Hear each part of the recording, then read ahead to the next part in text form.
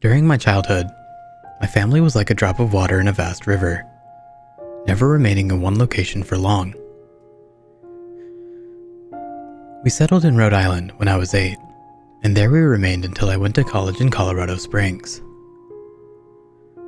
Most of my memories are rooted in Rhode Island, but there are some fragments in the attic of my brain which belong to various homes we had lived in when I was much younger. Most of these memories are unclear and pointless, chasing after another boy in the backyard of a house in North Carolina, trying to build a raft to float on a creek behind the apartment we rented in Pennsylvania, and so on. But there is one set of memories which remains as clear as glass, as though they were just made yesterday. I often wonder whether these memories are simply lucid dreams produced by the long sickness I experienced that spring, but in my heart, I know they are real. We were living in a house just outside the bustling metropolis of New Vineyard, Maine, population 643. It was a large structure, especially for a family of 3. There were a number of rooms that I didn't see in the 5 months we resided there.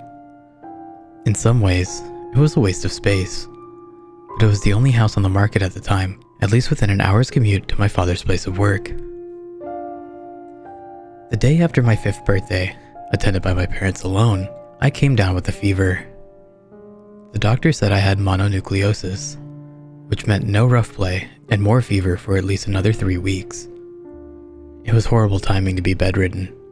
We were in the progress of packing our things to move to Pennsylvania, and most of the things were already packed away in boxes, leaving my room barren. My mother brought me ginger ale and books several times a day, and these served the function of being my primary form of entertainment for the next few weeks. Boredom always loomed around the corner, waiting to rear its ugly head and compound my misery. I don't exactly recall how I met Mr. Widemouth. I think it was about a week after I was diagnosed with mono. My first memory of the small creature was asking him if he had a name. He told me to call him Mr. Widemouth because his mouth was large. In fact, everything about him was large in comparison to his body. His head, his eyes, his crooked ears, but his mouth was by far the largest. "You look like a Furby," I said as he flipped through one of my books. Mr. Widemouth stopped and gave me a puzzled look. "Furby? What's a Furby?" he asked. I shrugged. "You know, the toy. The little robot with big ears. You can pet and feed them, almost like a real pet." "Oh," Mr. Widemouth resumed his activity. "You don't need one of those. They aren't the same as having a real friend." I remember Mr. Widemouth disappearing every time my mother stopped by to check in on me. "I lay under your bed," he explained later. "I don't want your parents to see me because I'm afraid they won't let us play anymore." We didn't do much during those first few days. Mr. Widemouth just looked at my books, fascinated by the stories and pictures they contained. The 3rd or 4th morning after I met him, he greeted me with a large smile on his face. "I have a new game we can play," he said. "We have to wait until after your mother comes to check on you, because she can't see us play it. It's a secret game." After my mother delivered more books and soda at the usual time, Mr. Widemouth slipped out from under the bed and tugged my hand. "We have to go to the room at the end of this hallway," he said. I objected at first, as my parents had forbidden me to leave my bed without their permission. But Mr. Widemouth persisted until I gave in. The room in question had no furniture or wallpaper. Its only distinguishing feature was a window opposite the doorway.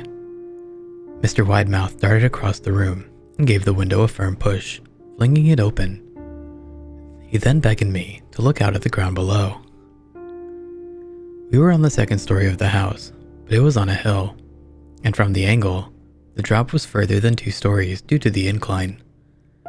"I like to play pretend up here," Mr. Widemouth explained. "I pretend that there's a big, soft trampoline below this window, and I jump. If you pretend hard enough, you bounce back up like a feather. I want you to try." I was a 5-year-old with a fever, so only a hint of skepticism darted through my thoughts as I looked down and considered the possibility.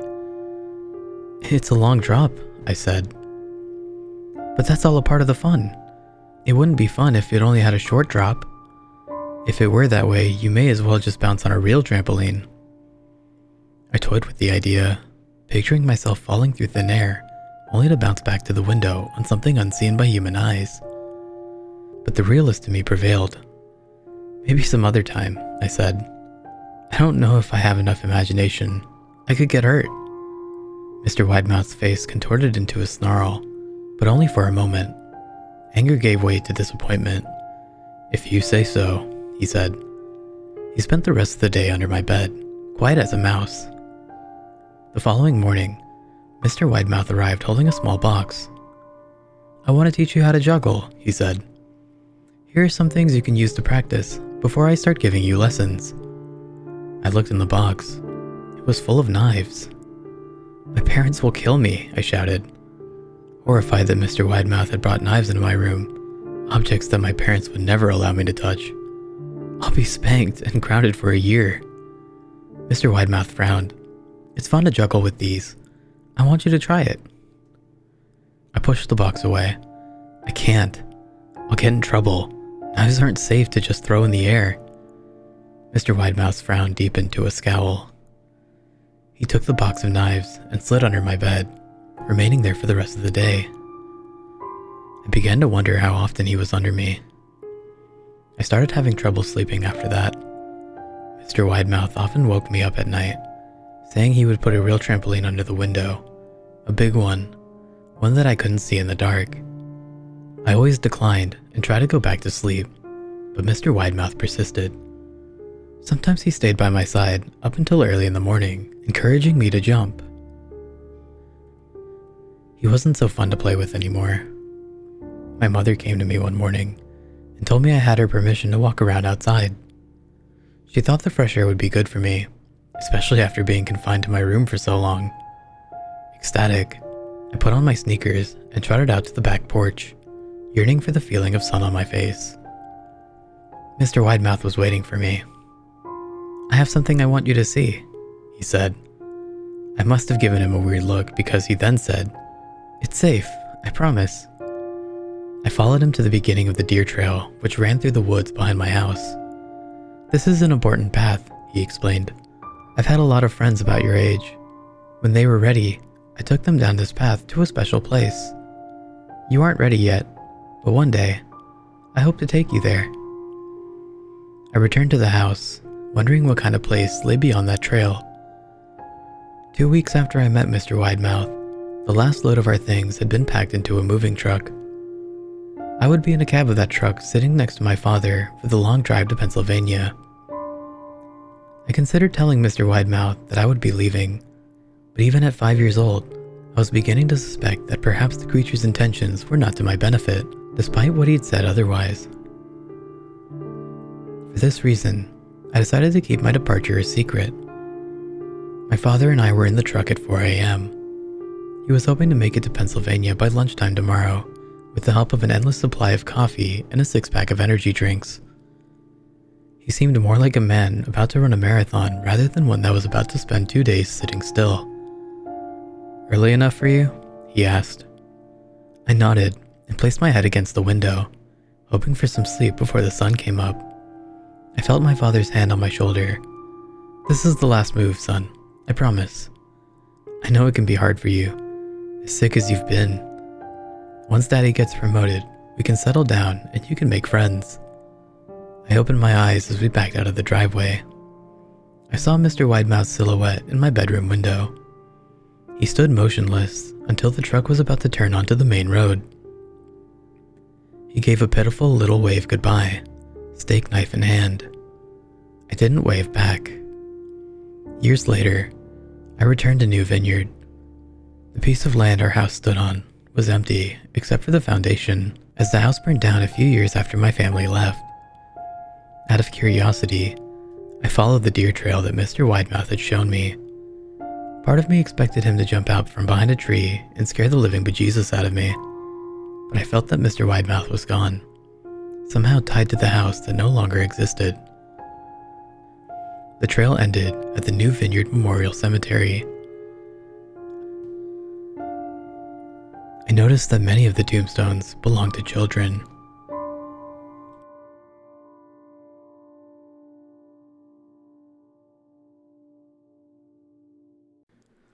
Have you ever forgotten your phone? When did you realize you'd forgotten it? I'm guessing you didn't just smack your forehead and exclaim, "Damn," apropos of nothing. The realization probably didn't dawn on you spontaneously.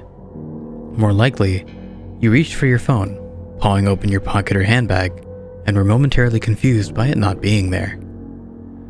Then you did a mental restep of this morning's events. Shit. In my case, my phone's alarm woke me up as normal, but I realized the battery was lower than I expected.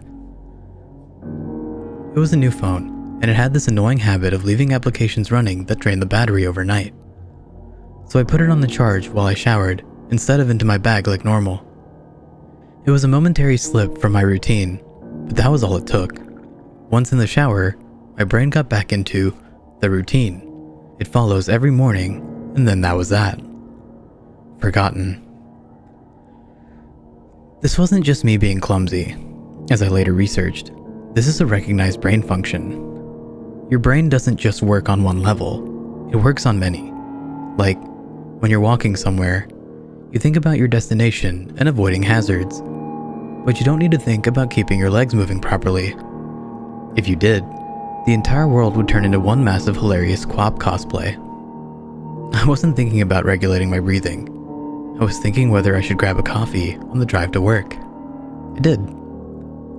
I wasn't thinking about moving my breakfast through my intestines.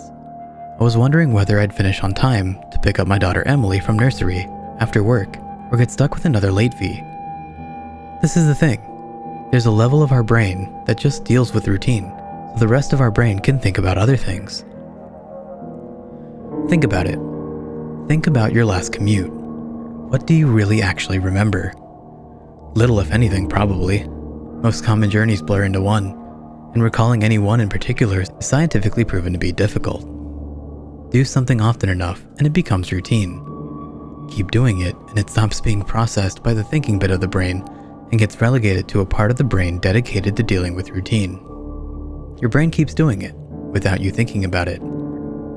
Soon, you think about your route to work as much as you do keeping your legs moving when you walk, as in, not at all. Most people call it autopilot, but there's danger in there. If you have a break in your routine, your ability to remember and account for the break is only as good as your ability to stop your brain going into routine mode. My ability to remember my phone being on the counter is only as reliable as my ability to stop my brain entering morning routine mode, which would dictate that my phone is actually in my bag. But I didn't stop my brain entering routine mode. I got in the shower as normal. Routine started. Exception forgotten. Autopilot engaged. My brain was back in routine. I showered, I shaved. The radio forecast amazing weather. I gave Emily her breakfast and loaded her into the car. She was so adorable that morning. She complained about the bad sun in the morning blinding her, saying it stopped her from having a little sleep on the way to the nursery, and left. That was the routine. It didn't matter that my phone was on the counter, charging silently. My brain was in the routine, and in the routine, my phone was in the bag. This is why I forgot my phone. Not clumsiness, not negligence, nothing more than my brain entering routine mode and overriding the exception. Autopilot engaged. I left for work. It's a swelteringly hot day already. The bad sun had been burning since before my notoriously absent phone woke me. The steering wheel was burning hot to the touch when I sat down. I think I heard Emily shift over behind my driver's seat to get out of the glare. But I got to work, submitted the report, attended the morning meeting. It's not until I took a quick coffee break and reached for my phone that the illusion shattered. I did a mental restep. I remembered the dying battery. I remembered putting it on charge. I remembered leaving it there. My phone was on the counter. Autopilot disengaged. Again, therein lies the danger. Until you have that moment, the moment you reach for your phone and shatter the illusion, that part of the brain is still in routine mode. It has no reason to question the facts of the routine. That's why it's a routine. Attrition of repetition. It's not as if someone could say, "Why didn't you remember your phone? Didn't it occur to you? How could you forget? You must be negligent." This is to miss the point. My brain was telling me the routine was completed as normal, despite the fact that it wasn't. It wasn't that I had forgotten my phone. According to my brain, according to the routine, my phone was in the bag. Why would I think to question it? Why would I check? Why would I suddenly remember, out of nowhere, that my phone was on the counter? My brain was wired into the routine, and the routine was that my phone was in my bag. The day continued to bake. The morning haze gave way to the relentless fever heat of the afternoon. Tarmac bubbled. The direct beams of heat threatened to crack the pavement. People swapped coffees for iced smoothies. Jackets discarded, sleeves rolled up, ties loosened, brows mopped. The park slowly filled with sunbathers and barbecues. Window frames threatened to warp. The thermometer continued to swell. Thank fuck the offices were air-conditioned. But, as ever, the furnace of the day gave way to a cooler evening. Another day, another dollar. Still cursing myself for forgetting my phone, I drove home. The day's heat had baked the inside of the car, releasing a horrible smell from somewhere. When I arrived at the doorway, stones crunching comfortingly under my tires, my wife greeted me at the door. "Where's Emily?" Fuck. As if the phone wasn't bad enough. After everything, I'd left Emily at the fucking nursery after all. I immediately sped back to the nursery. I got to the door and started practicing my excuses, wondering vainly if I could charm my way out of a late fee. I saw a piece of paper stuck to the door. Due to vandalism overnight, please use side door, today only. Overnight? What? The door was fine this morning. I froze. My knees shook. Vandals. A change in the routine. My phone was on the counter. I hadn't been here this morning. My phone was on the counter. I'd driven past because I was drinking my coffee. I'd not dropped Emily off. My phone was on the counter. She moved her seat. I hadn't seen her in the mirror. My phone was on the counter. She'd fallen asleep out of the bad sun. She didn't speak when I drove past her nursery. My phone was on the counter. She'd changed the routine. My phone was on the counter. She'd changed the routine, and I'd forgotten to drop her off. My phone was on the counter. 9 hours. That car. That baking sun. No air. No water. No power. No help. That heat. A steering wheel too hot to touch. That smell. I walked to the car door. Numb. Shock. I opened the door. My phone was on the counter. My daughter was dead. Autopilot disengaged.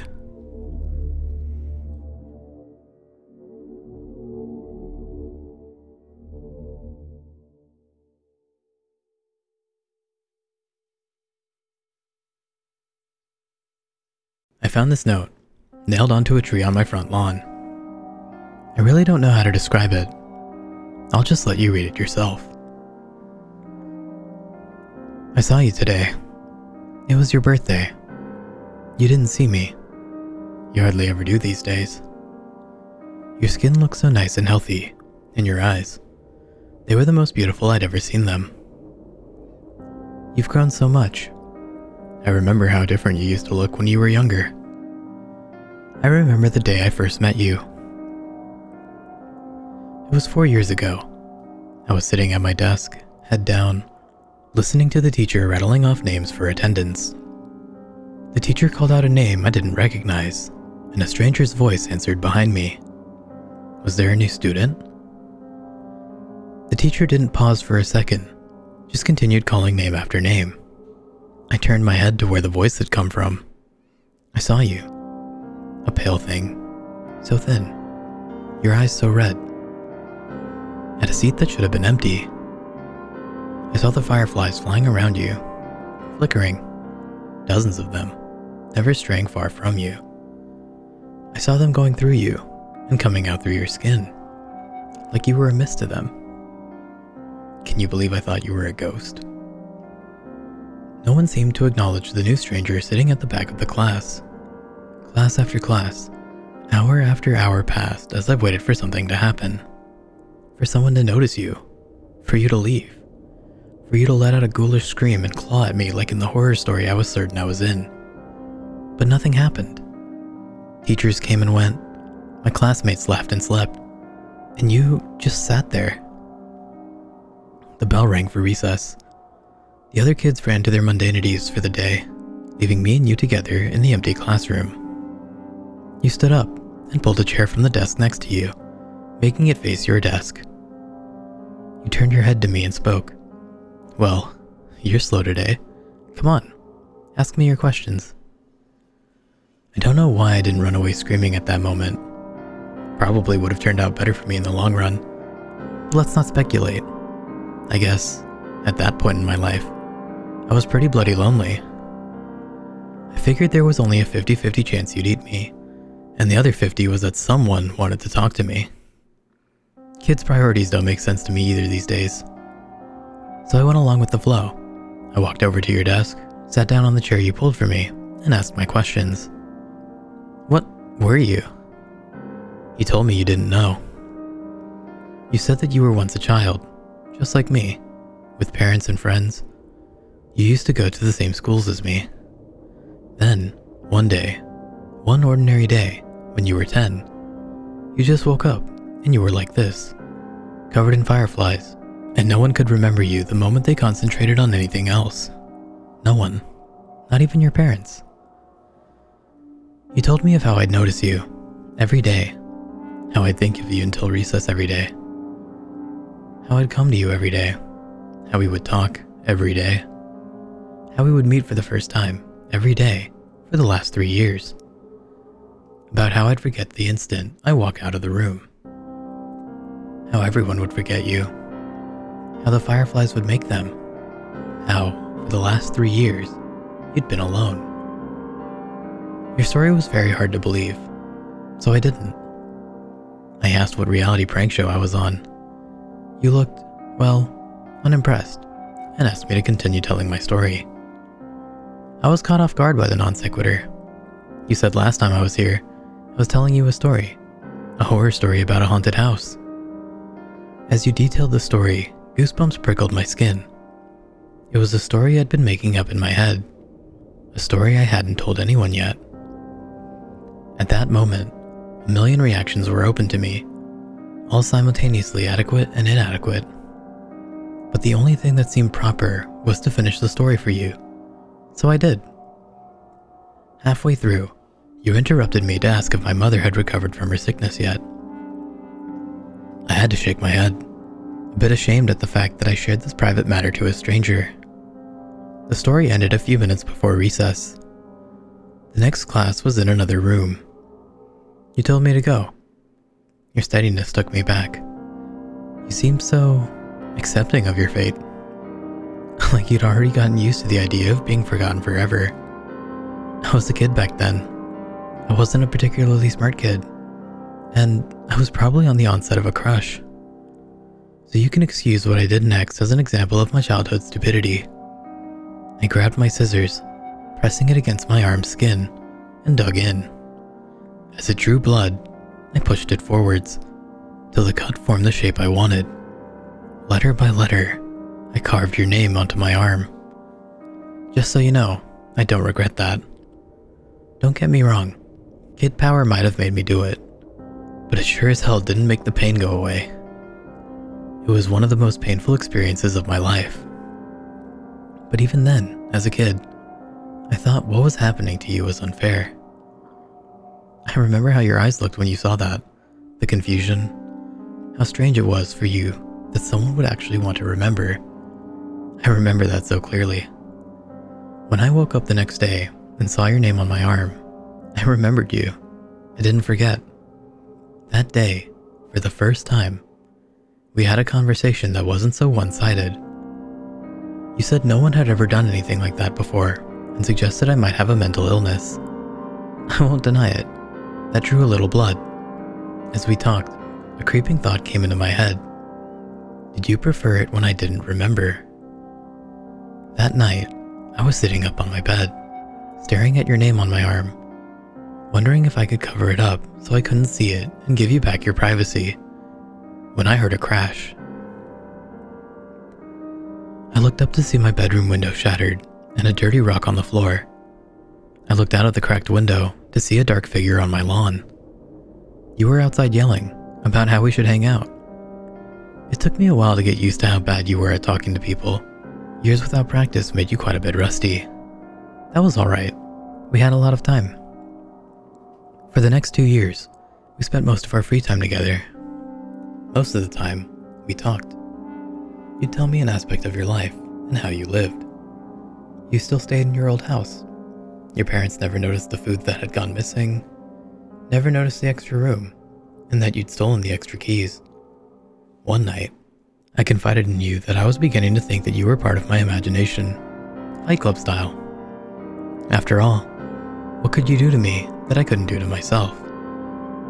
You spent the next month or so trying to leave bite marks on my ear or neck to prove a point. I still have a few scars on my ear, so I guess you did. Looking back, I could see the warning signs even then. Your skin seemed to get worse and worse, paler and paler, and you'd rub your eyes raw. It was in the winter we had our wake-up call. The morning began like any other. I woke up, brushed my teeth, and started searching for clothes to wear. It was a winter morning, and my room was dark, so I didn't see your name on my arm. The cold sent shivers through my body and pulled out a long-sleeve jacket. A small bell rang in my head. Don't you usually roll your sleeves up? Yeah. And why did I? That was annoying. I finished tidying up and headed to school. On the school bus, I felt oddly content. Like something I'd been worrying about had just disappeared. I walked up the school stairs, down the hall, through my classroom door, and sat down at my desk. The same feeling of a burden forgotten hounded my mind. What was I forgetting? When recess came, I just sat at my desk while my classmates ran out. It felt like a ritual, but I didn't know what for. I was contemplating just walking out to join them when I heard it. It was something small in the wind, like a whisper, but it came over and over, incessant. It sounded like my name. I knew this was strange, that this was worth my attention, but I felt oddly calm. Everything would be alright. Everything would be fine. Just ignore it. I sat there at my desk. My mind was a war zone between two conflicting, contradictory voices when I felt a force tugging on my sleeve. The moment I noticed this, my jacket sleeve tore open. I saw your name on my arm, and then your hand that had ripped my jacket open. You'd been yelling at me for over 20 minutes. I think that was the moment we realized how on edge our friendship really was. One accident away from complete erasure. We spent most of the next year in the town library together, trying to find out what the fireflies were. It wasn't really a problem for me. Because of my mother's treatment, my family couldn't afford to go on any trips, and our house didn't have any heating anymore, so I was happy to spend time with you. Trying to find information was a puzzle in and of itself. After all, how would I read about the people I couldn't remember? And how would you find out who was special when no one could even remember enough about them to record them? We found our old family trees and records. Individually, we'd write down the name of everyone in the book on 2 lists. And then we would compare. The names I hadn't remembered to write down, but you had, would become the focus. They were the names who were under the curse of the fireflies. We compiled a list of suspicious books we thought could help us, because they were written by, or were about, the people we were searching for. I read the books, with the list of names side by side, reading it again for every page of the book. You scoured the internet on the library computers, on the lookout for articles about the people. Our search would lead us to the first glimpse we got of what was really happening to you. It was late at night when you found the picture. I was a bit drowsy at the time, and almost about to nod off when I heard a sharp intake of breath. I turned to see you standing up, pointing at the screen. I didn't see anything, well, anything noteworthy. On the screen was a picture of a clearing somewhere in the woods. You held up your piece of paper where you'd mark out 2 names. Susie Appleby Reagan, 13. Terry Appleby Reagan, 12. Siblings. For a moment, I saw the paper and the screen side by side. And then I saw them. side by side. Two figures emerging from the woods towards the camera. They were almost humanoid, with the exception of their limbs, which stretched to nightmarish proportions. Their blank, white skin was that of pure albino, and looked more like tree bark than anything you'd expect to find on a mammal. A cloud of fireflies surrounded the duo. The shorter one looked emaciated. I could see their rib cages, around which their eyes. God, their eyes. So small, so red. The taller one, with its white hair, didn't look alive anymore. They were little more than skin wrapped around a skeleton. Fireflies swarmed out of the pair's empty eye sockets. Both reached for the cameraman. I looked at the article surrounding the picture. It was a blog posted by a hiker, 20 years after the last mention of the two kids. The picture was a mystery to the cameraman as well. He'd been wanting to go to the woods pictured for a while now, but he never actually remembered going there. The picture had just appeared on his camera one day, out of the blue. For a moment, I looked at your face, your thin, pale face, with those red veined eyes. Would that be you when my scar faded? Just a walking horror I'd glimpse, and forget? We worked through our reading list at a much faster pace starting at that moment. Maybe we should have gone slower. At least every book, every website we'd left untouched promised hope. The books that we finished and tossed aside promised nothing but the clearing in the woods as one's future, and we tossed aside a lot of books. I believe I tore through 3/4 of my reading list before I stumbled across the journal.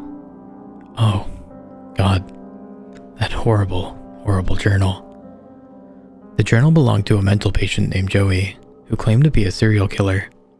He was locked up in an asylum when the police discovered his supposed victims never existed. He was diagnosed with a need for attention and shoved away. They should have electrocuted him. They should have fried him until his flesh melted and his hair burned. In the journal, he talked about how he carried out his killings. He knew things, bizarre and disturbing things no one else knew. He knew of strange creatures that lived in the woods. Of them, his favorites were the fireflies. I'm not going to tell you how he summoned these things. I trust you. I trust you more than anyone. But a thing like this belongs to the ground more than it ever will to the human mind. In the end, it's sufficient to know that these things were not fireflies. Joey would start his ritual by taking a kid, anyone he pleased. He could take them at any time, in the dead of night from their own homes, or in broad daylight from their front yards. It didn't matter if he was seen. He'd take them to his house and drag them inside. Usually, an Amber Alert came up at that point. He didn't care. Like I said, it wouldn't matter soon. He'd drag them to a special room in this house. Here, the fireflies would come and latch onto them. Now, nobody was searching for the kids. Not the police, not the parents, nobody. From then on, he could do whatever he wanted to the kid.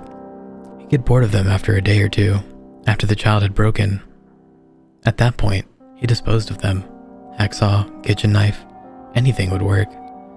He detailed a large pit of bodies he kept in the woods, swarming with bugs.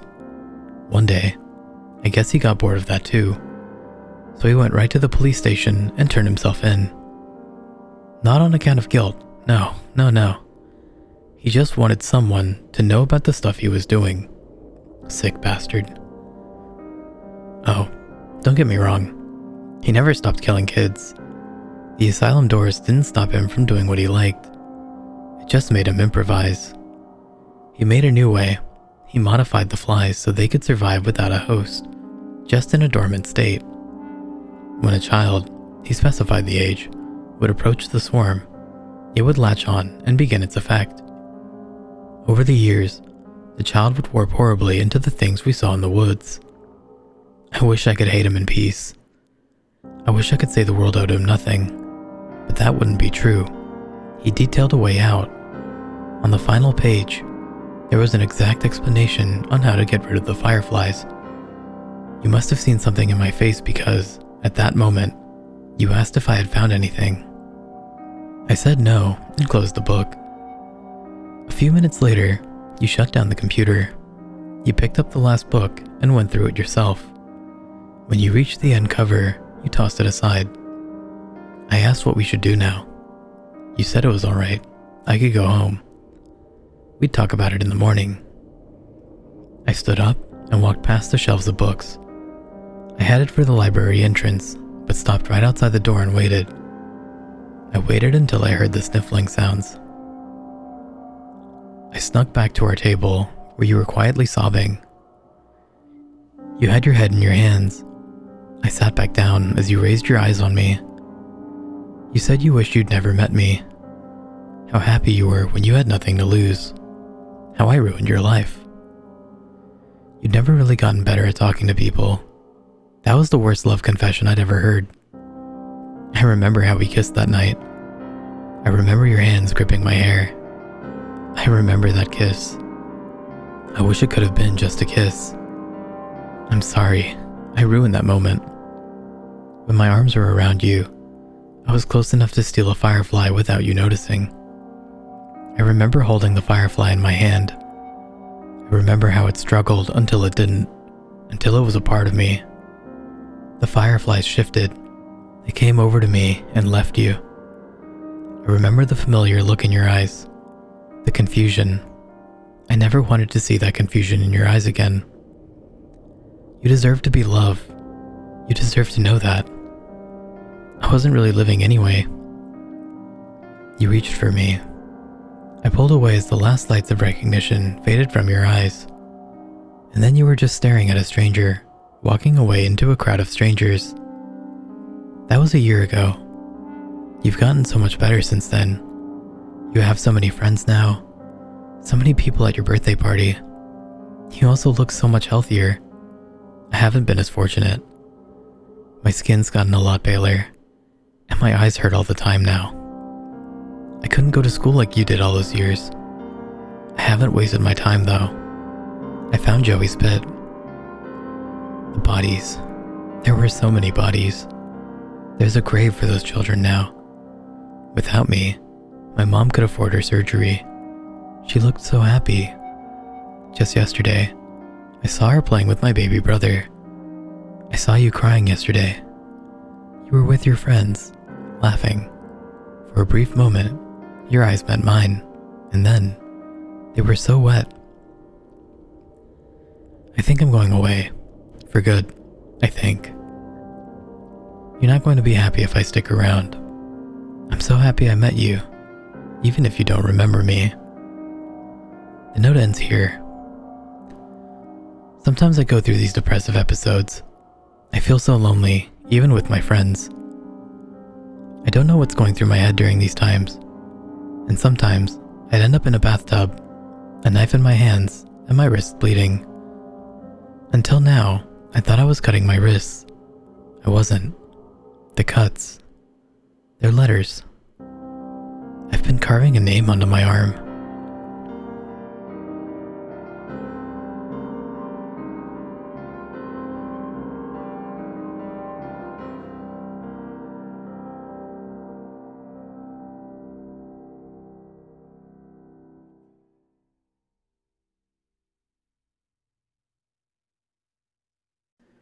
What is it about being naked that makes someone feel so vulnerable? I mean, really, are you suddenly stronger with clothes? Maybe if you're the type who goes around wearing steel-toed boots and Kevlar, but if you are, something tells me that even in the buff, you probably know more than the average Joe about self-defense and would stand a good chance in a fight either way. I attribute my particular fear of having to fight commando to the classic Psycho. Chalk it up to poor parenting, that my earliest childhood Halloweens were not spent dressed as Snoopy out getting mountains of candy, but instead spent in a darkened room, alone, and with access to cable TV. The shower scene always stuck with me, traumatized me you could say, and brought many a day where my family fights would erupt over me staying firmly locked in a single shared bathroom until I was fully clothed and ready to face whoever was on the other side of the door. It is a habit, a fear, which saved my life a little over a year ago. I live in a big city, and with it comes big city crimes. Nightly news reports of robberies, shootings and the likes are not uncommon. Still, I like to think myself well protected. I lived on the second floor of an apartment building, which, coincidentally, means a pre-installed alarm system came with a package. The front desk was manned at all hours of the day, and my place was at the rear of the building, facing another building directly behind my own. I could see their 24-hour security guard booth from my bedroom window, and between us sat a tall dividing wall. You could say that the nightly news didn't give me much bother. All of those thoughts of security went out the aforementioned bedroom window in the course of a single night. I normally take my showers in the morning, but this evening, I just felt like soaking under the hot water for relaxation more than hygiene. I went through my pre-shower check. Front door locked, windows locked, sliding door locked, alarm up. I sauntered into the bathroom and firmly closed and locked the door behind me. I stood under the warm jet stream, eyes closed and hands upstretched toward the water, soaking in the calm when I heard a rattle. I quickly opened my eyes and ripped back the shower curtain. The door was closed. The handle was still. It wouldn't have been the first time I imagined the scene. I took a deep breath and slipped back into the water, trying to let it go and relax my now tense muscles. A few minutes passed. It must have been my mind, and then I heard a thump on the door and the rattle once again. One hand slammed down on the water faucet, while the other, once again, tore back the curtain. The door was still closed, but I was sure that it wasn't my imagination anymore. The whir of the bathroom fan seemed deafening. The door handle was motionless, and any sound beyond that was muffled by the fan. My eyes strained watching the knob, my hair and body frozen with fear, even as rivulets of water continued to stream off of me. Suddenly, the handle started convulsing, and a loud thud rammed against the door. I screamed as I sprang out of the tub and shoved my body against the door. The figure on the other side rammed against the door again, and I felt the impact run through me. I screamed again. A deep chuckle responded. My body was trembling from the tips of my soaked hair to the points of my numbed toes. My back remained firmly pressed against the door, bracing for another attack. None came. A minute passed. 2. It seemed like an eternity when I heard that chuckle again, but it seemed to come from a lower height than before. I looked down and saw the knife reflecting my body against the silver surface. Its edges were smeared with what I knew instantly as blood. I slammed the light switch off, refusing to let the menace outside get any kicks from seeing how terrified I was inside. The whir of the fan stopped, and the only sound I was left with were the shallow gasps of my own breath. I heard the knife slip back out from the crack beneath the door, a slow, deliberate withdrawal, making me all the more aware of its presence so close to me. "Come out, my little shower princess." My breath caught in my throat, and I could feel my heart nearly bursting from my chest. The voice was low and deep, like his laugh, and deliberate. I didn't respond, couldn't even begin to think. I was trapped, and the only way out was through him. I started screaming at the top of my lungs, terror and desperation more real than any of the horror flicks I had ever watched. I hoped my neighbors were home. I hoped that sometimes, because I heard their weekend parties, they would now hear my pleas for help. I screamed until the tears were running down my cheeks, mixing with the shower water and dripping from my chin to the floor below. "Help." It was barely a whisper, but he heard it. "Honey, ain't no one gonna help you now but me."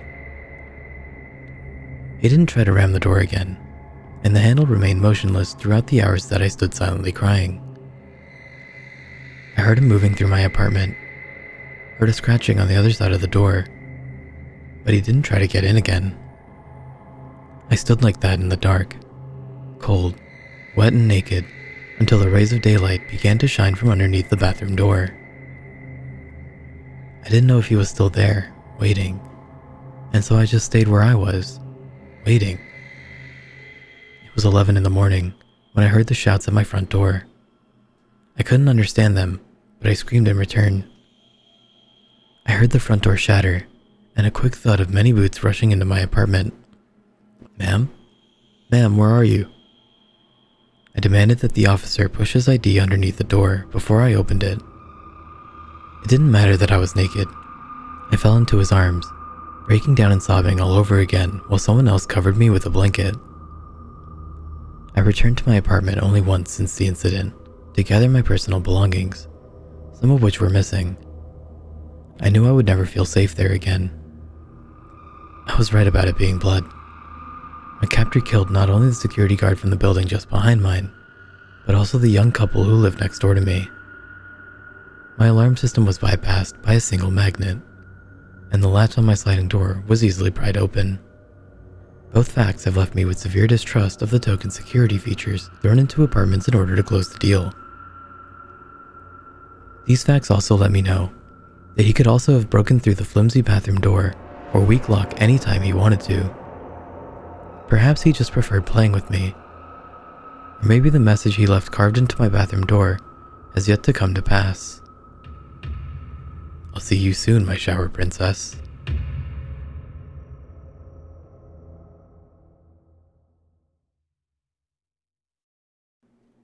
I used to see him often.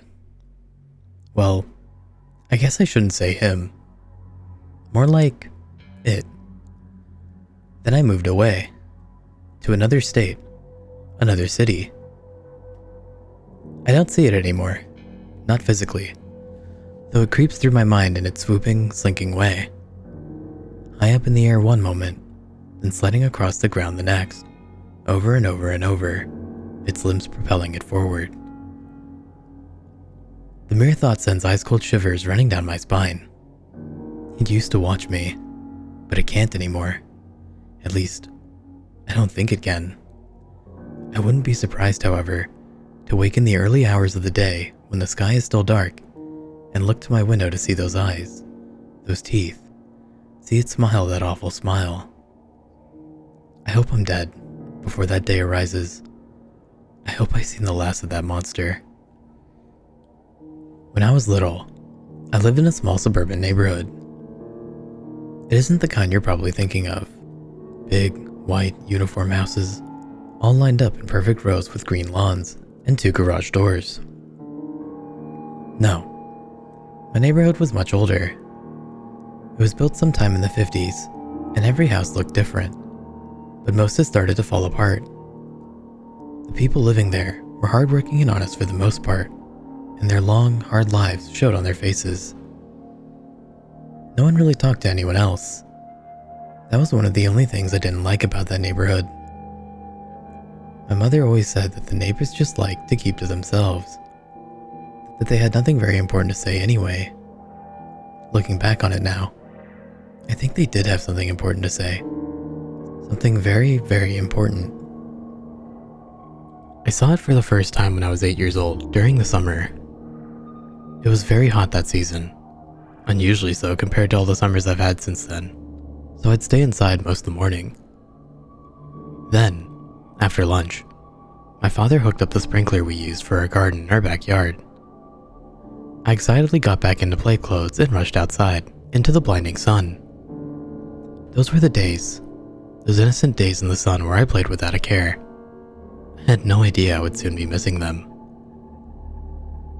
So I was outside, running and laughing and jumping through the cool spray of water when I saw it. At first I didn't notice it. It was just a rustle in the bushes. Then it was the crack of a branch and I looked up. Something dark moved through those leaves. Something as black as midnight, yet it shimmered when the sun hit it. It ran, or galloped. To this day, I'm not sure what to call it. From a small forest behind my house, leapt over my neighbor's fence, and disappeared from my view.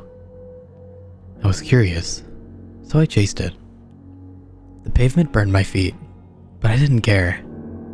I watched, along with a few other neighborhood children, as the creature swept in and out of the shadows of trees, making its way down the street. It was large, probably about 8 feet tall if it stood upright, though it never did. Instead, it stayed hunched over, its hind legs curled up at its sides, and the knees protruding grotesquely past its torso. Large, white curled claws grew from bony feet and long slender fingers. Its arms were gnarled, the joints bulging under twisted muscle and skin. Skin that was black and rubbery, stretched thin over whatever bones the beast had. It caved in at odd places, and almost looked as if it were rotting. Still, when it crept through the sun, patches glistened gray and blue, as if it were made of some kind of foreign glass. Then, there was its face. The skin was the same, stretched over an oblong oval skull that jutted out in the back. Its eyes were sunken deep within its head, large and round and hollow. They glowed a weird white yellow, one I'm sure doesn't have a name to this day. Really, it wasn't even glowing. It was more of a pulsating, ever-present light that seemed to come straight from some non-existent soul deep within the monster's core. It always seemed to smile. Its mouth was stretched, like its skin, far across its face. You know the expression, grinning ear to ear? It was literal in this case, each corner reaching each side of its face, where ears would have been if it had any. Within this smile were 2 rows of pure white teeth, long and sharp. In fact, each tooth was so long, it could never close its mouth. The sharp tips just clacked against each other as it skulked around, waving its head slowly from side to side, as if sniffing something in the air. I used to find this silly, since it had no nose. Now the thought terrifies me. We kids just watched it in a sort of dazed amazement, never having seen something like it before. I suppose I thought it was some species I had yet to learn about in school. I wish that's all it had been. Then our parents called us back inside for dinner, and we grudgingly obeyed, not wanting to get in trouble. I'm not sure about the other kids, but I never quite forgot about the creature I had seen. I got preoccupied with other things, sure, but its image was always in the back of my mind, burning there, waiting for me to remember it late at night while I tried to drift off to sleep. It got its wish. That night, while I was laying in my bed, with the covers pulled up to my chin, despite how hot I was, the nightlight across the room barely gave me comfort from the thoughts of ghouls and ghosts hiding in the closet or under my bed. Then the beast's image slipped into my thoughts. I gripped the covers. It hadn't scared me before, yet I'd been mere feet away from it. But now, after having that image sit in my mind all day, my brain registered its unworldly appearance. I started to fear it. It was bad. I knew that now. Then I heard a tap. I froze. Another tap. I didn't dare move. Then there was another, and another, and another. It was at my window. I could hear its long claws scrape across the glass, hear its razor-sharp fangs as they clicked together. I could hear its breathing, heavy, husky, in and out, in and out. Finally, I could no longer beat it. I tore my eyes from my nightlight and gazed through the dark room towards my window. It smiled at me, an impossibly huge grin that split its face in two. White teeth glistening with saliva, gleaming eyes seemingly to pull every fear from my conscious and unconscious to the surface. I screamed. By the time my parents rushed into my room, it was gone. No traces of its existence left behind. They said it was just a nightmare. It wasn't just a nightmare. I never saw it in the daytime again, but I saw it every night. After a week, I stopped screaming. I just cried silently in my bed.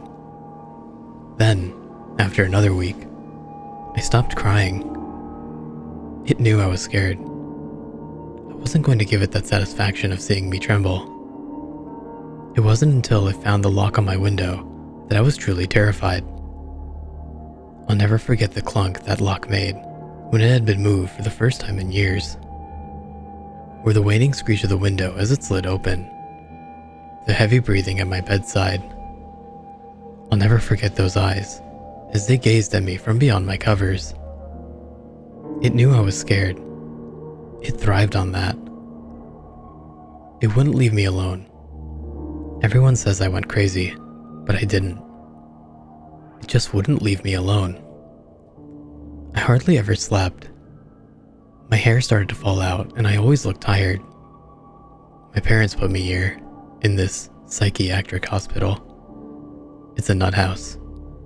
That's what it is. I'm not crazy. It's been years. Years. The nightmares still happen when I do sleep, so they keep me here. I suppose I like it better this way though. After all, the monster can't get me here. You know what the funny thing is? I can't even remember where I used to live. I can't remember the state, or the city. I can't even remember the country.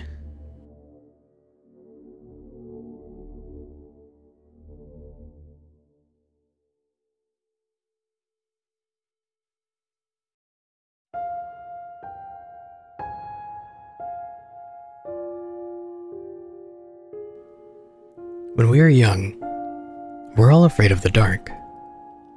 We can't see what's in there. So there could be all kinds of terrible things that could be lurking in the abyssal blackness that we can't identify. We could cower and tremble under our blankets in fear of whatever could be watching us. Its stomach growling, its gaping maw hanging open, its tongue dripping with saliva, simply waiting to eat us. Maybe we weren't wrong at all, but maybe what we fear is always with us.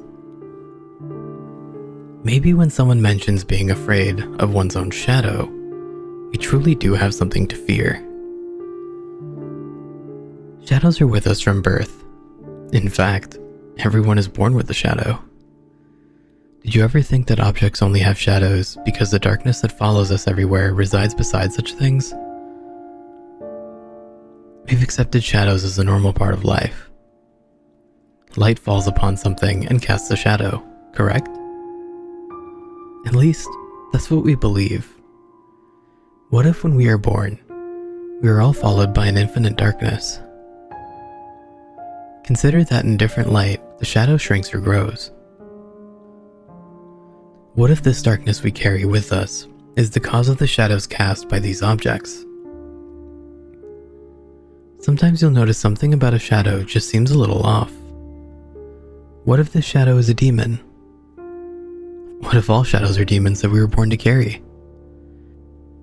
Maybe we don't age so much as when in the darkness that draws us into a restful sleep, the shadow consumes our room and envelops us, and takes a little sip of our life's essence night by night, until soon, nothing is left. We don't age. The demon we are born with consumes our life and leaves us as a dry, empty husk. So tell me, now, do you sleep with the lights on? Are you afraid of your own shadow?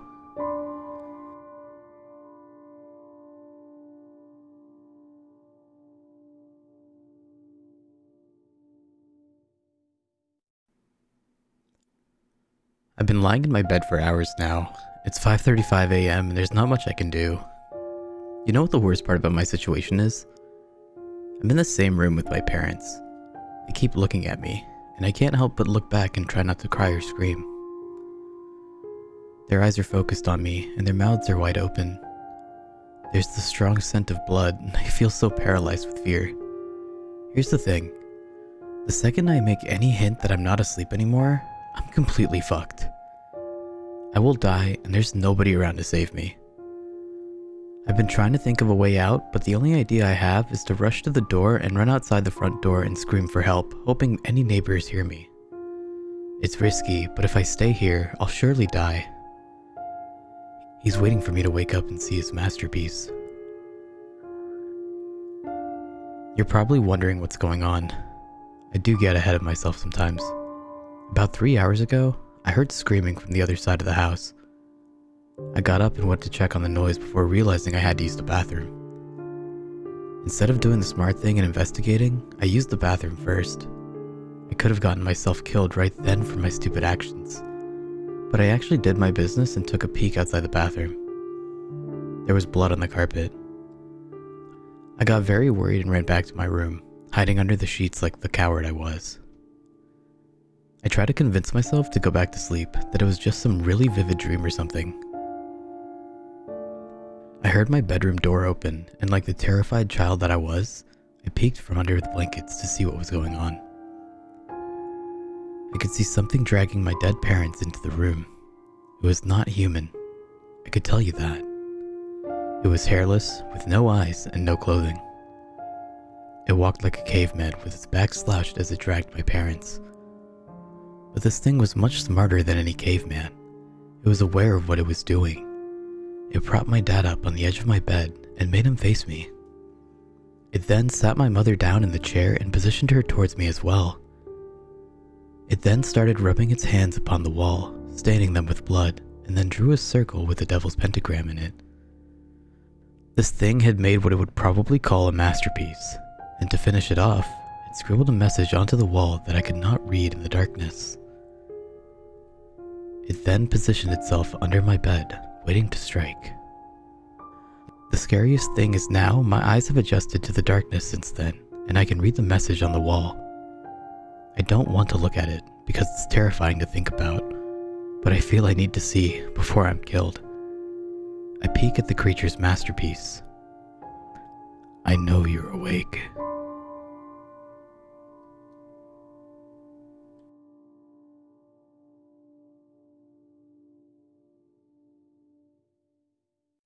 After moving to a small town in southern Michigan, I got a job as a cashier in the local store.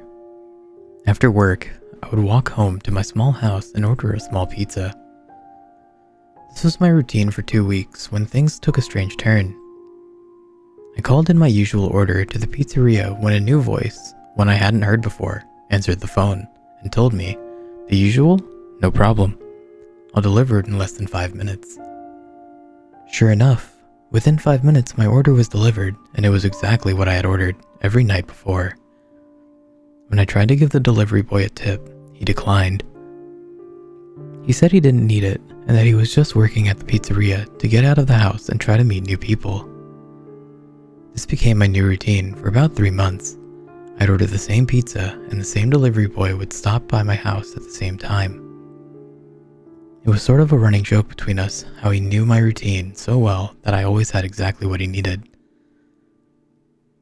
When I grew tired of eating the same thing every night, on my way home, I stopped at the small diner across the street from the pizza place and had a nice dinner. Through the window, I saw my usual delivery boy leave the pizzeria with a box in hand, heading toward my block.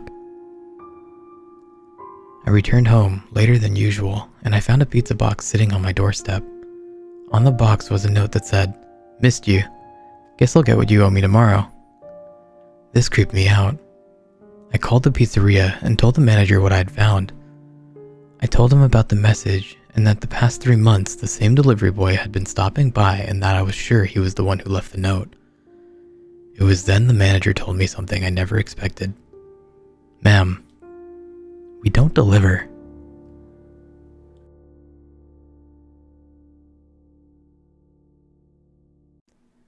My cat keeps scratching outside my door. It was late on Sunday evening, and I had to work the next day. I tossed and turned violently on my twin-sized bed. From behind the door, my cat Charlie was scratching like mad to get in. He had been going at it for a good 5 minutes now, and wasn't showing any signs of stopping. Sure, the simple solution would have been to simply let him in and run rampant around my bedroom. I couldn't have that. Besides, he would get all of his messy fur over my expensive bed covers. I did debate a few times getting up and just letting him in, but quickly got back into bed before my feet even touched the ground. From behind the door, Charlie continued scratching. After some time had passed, soft murmuring could be heard coming from outside my door. It was clearly Charlie trying his best to convince me to let him inside. I still wasn't having any of it. The constant scratching on the door from Charlie's paws was beginning to aggravate me, as I'm sure it would anyone else in my situation. Charlie was also beginning to become impatient as he began digging his claws into the carpet outside my room. I wouldn't be surprised if he had done some serious damage to the door. It was already filled to the brim with cuts and marks as it was. I looked over at my alarm clock and saw that it just had gone 2 in the morning. This was getting ridiculous, as I had to go to work in just a few hours. "Charlie, cut it out!" I yelled as loud as I could, but the tiredness was evident in my voice. Everything fell silent for a few minutes until I heard Charlie scratching at the door again. He also went back to making that soft murmuring sound. It wasn't even meowing, it was just a soft murmur, kind of like he was purring. He was really going at the door now. He was scratching so much that it was driving me insane. I decided to turn over to my other side, while simultaneously ignoring Charlie's constant scratching of my door. Whilst turning over to my other side, I felt a large lump at the bottom of my bed. I found that odd and leaned over to touch the lump. I felt something soft and furry.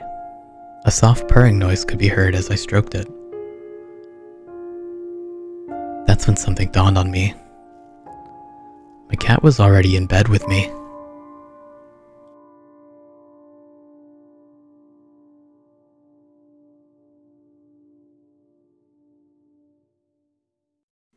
Okay, disclaimer. To the very best of my knowledge, this story is true. I don't expect to convince you. Truth be told, I've had a hard time coming to terms with it myself. Cliché as it may be, I am a really rational person, and if not for this, I would probably be the most stone-faced atheist you'd ever meet. But after much internal struggle and debate, I've come to the conclusion that there are things in life that simply can't be explained with reason, at least in the form in which we know it. Logic, for all the trust we place in it, is really nothing more than a candle all too easily snuffed out. And when it's gone, we're left alone in the dark, and everything we would scoff at by daylight suddenly becomes very believable. Alright, before I wax too melodramatic, here's my story. I was very young, only 4 or 5 at most, before either of my siblings were born. It was just mommy and daddy and me, living in our little house in Great Bend, Kansas. Very quaint. We were a young family without much money, and most of our furniture was secondhand.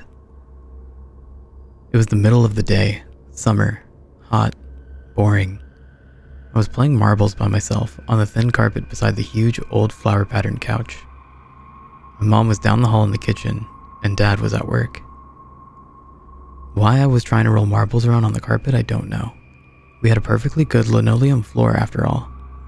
But there I was, swishing the marbles back and forth, happily bouncing them into each other. Then, in my overzealous enthusiasm, I rolled too hard. My favorite marble, the clear ruby red one, zipped into the dark space under the couch and was lost. Damn it. Dad wasn't home and he was the only one strong enough to move the huge old couch for me. I'd have to get my marble back myself. I reached my hand under the couch, tentatively at first, then deeper. Encountering no marbles, I pulled my hand out in disappointment. Then a hand reached out from under the couch back at me. I remember the image vividly, and I suspect I always will. It was a slim hand with tapered fingers, a woman's hand. It was gnarled and wrinkled, as if aged, and it was dead black. Not black as in African, black as in dead. Of course, back then, I didn't know that corpses blacken as they decompose, so I didn't know what that black meant. The hand reached out to me as far as it could. It was just up to the wrist. Then it retreated under the couch. Then it emerged again, this time pushing with it a little crumpled up bag with a logo on it I didn't recognize. It waited as if expecting me to take the bag. Then, when I didn't, it pulled the bag back under the couch and was gone. I got up, walked down to the kitchen and told my mom what had happened. Why didn't I run screaming, or at least run? I don't really know. All I can say is, I was a little kid. A hand reaching out from under the couch at me didn't seem like a huge deal. I hadn't yet learned what was and was not permissible in reality. I had no worldview. Mom was skeptical, but walked me back to the couch and explained how I was probably imagining things. She even reached her hand under the couch to convince me that nothing was down there. Later, Dad lifted the couch up for me, and the only thing under it was, of course, my missing marble, plus a few more marbles I didn't even remember losing. But here's the scary part. For years, I remembered this. I even developed a weird fantasy of little hand people living under the couch, and I, in my childlike innocence, believed that they would catch me and take me away if I ever reached into their domain again. Then as I grew older, I wrote the memory off as a dream I had had as a child. Cute, but silly. Then a few years ago, I recounted the story to my mother. She gave me a funny look and told me she remembered it because, after all, she had been there. She told me that she remembered me coming to her in the middle of the day and telling her about the hand under the couch, and remembered being highly disturbed by my story since I was an extremely quiet, well-behaved kid who would never lie. Then she had told me about the couch. According to her, she and Dad had gotten the couch from an estate of an old woman who actually died on it. This was the first time I had heard about this, but it sure explained why they got rid of the couch within a month of my story. But here's the part that truly frightens me even to this day. The part that I have to try so hard to get out of my mind some nights. Remember that bag the hand pushed towards me? I've never forgotten the logo that was on it, and recently, as in a few years ago, I saw that same logo again on what looked like the same type of bag in a hardware store. It was a bag of utility razor blades.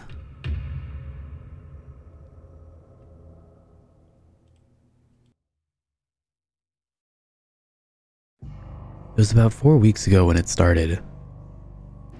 I have a subscription to receive the town's local paper by mail, as I like to get caught up on the current affairs over breakfast. Every Thursday for the past 10 years, this had been my routine. Except one day, the paper arrived a day late. I was a little annoyed, but I didn't particularly mind it. I just went without on Thursday morning and read it Friday instead. The front page story was about how a crazed serial killer had escaped from a maximum security prison on the outskirts of the town belonging to our neighboring city. That was a little worrying, but I had faith that he would be caught quickly.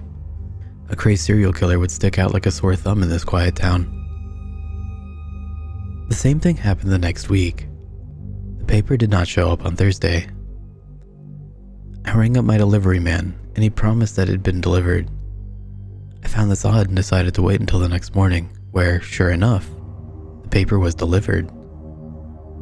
As I read through it, I noticed that certain words had been circled throughout the issue. They didn't make much sense, so I wrote down every single word in the paper that was circled. They read, "You, thanks, the home, living." This puzzled me. I began to suspect that somebody was vandalizing my papers. It then clicked in my head that this was the reason they were late.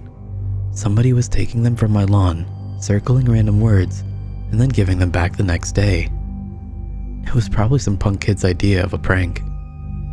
Next week, I was gonna catch this punk.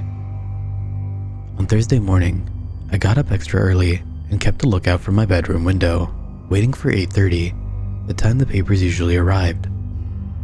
When my clock hit 8:30, there was still no sign, but a margin for error was only to be expected. That's when I heard something smash in the kitchen. I stormed downstairs, wondering if it was that kid. All I found was that a window had blown open and knocked over a vase on the window ledge. But it wasn't windy. It had been a diversion. I ran out to my front lawn, but the paper was gone.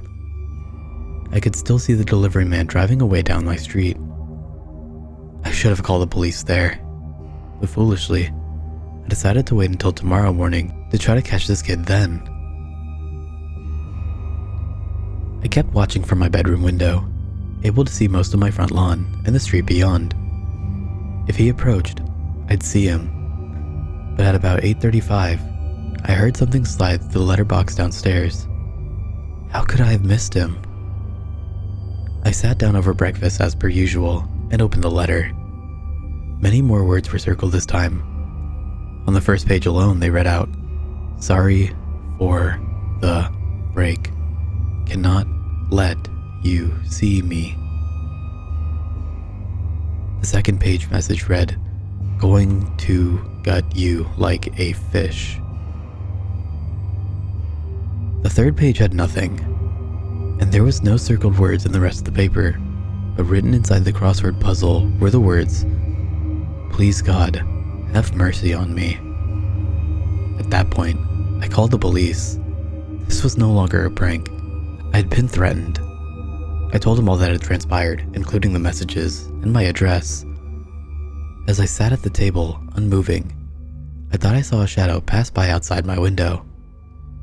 I froze for what felt like an eternity, and then, arming myself with a claw hammer, ventured outside.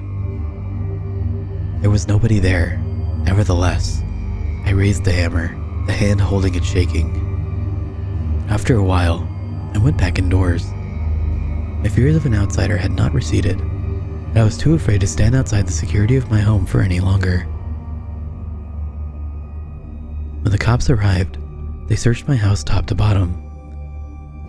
They told me that these circled messages were the calling card of the serial killer that had escaped 2 weeks ago. The police found the man hiding in my bedroom with a knife, waiting for when I would go up and get ready for work. He was going to kill me.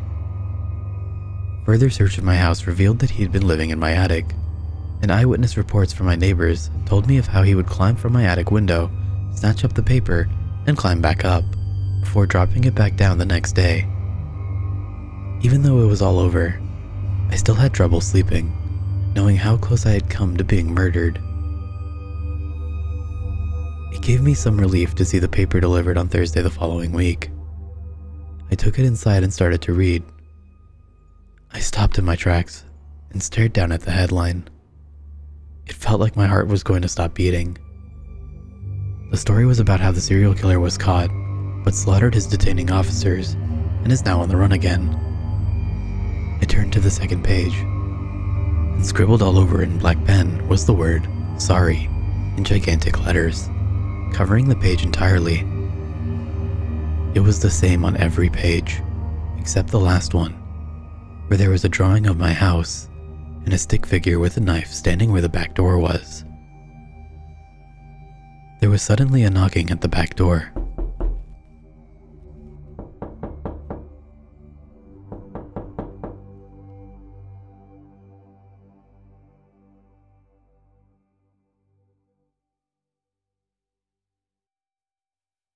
My friend and I went urban exploring a few months ago at this abandoned hospital. The old equipment was still there, just dirty and beginning to rust. The whole building reeked of puke and strange chemicals. The walls and floors were covered in dust and dirt. We walked down to the morgue, and suddenly, there was this crashing sound. We opened the door to get out of the hospital as quickly as possible, but then we saw it. That thing. Its eyes were closed, but it still seemed to stare straight at us. Its legs were broken, so it dragged itself along the floor. It wheezed as it breathed, and its bones clicked as it moved. It wasn't a patient, though. It was wearing a surgeon's clothes. We both made a run for it. Even if only one of us got past it, at least we could tell somebody. We could make people aware of what we saw. As I came up to the thing on the floor, I jumped over it. I was free. I kept running, but that's when it hit me. I couldn't hear my friend anymore. I turned back slowly, but they'd vanished. Both of them. I tried to warn people about the hospital, but nobody would believe me. They said I was mad, and that my friend had moved away, and that I wasn't coping with it. But now, I know I'm not crazy. It followed me to my house. I heard the abomination every night as I closed my eyes. It would thump across the floor. It would wheeze as it struggled to drag itself along. Its bones would click as it moved its body. I'm not living in that house anymore. My shrink said I should take a break. What he means to say was, "You're fucking crazy. or putting you in a loony bin for a while. But it followed me there too. I could hear it every night. Thump, wheeze, click, click, click, thump, wheeze, click, click, click. It got to the other patients, and one by one, they began disappearing. They tried to cover it up, said we were ready to be released, but I knew different. They closed that place recently. I can imagine it became just like the hospital. I can still hear him, thumping and wheezing and clicking around my new home. But I keep the door to my room closed, the windows shut, and the cupboard doors chained together. I'm not going to join it, even if it was my best friend.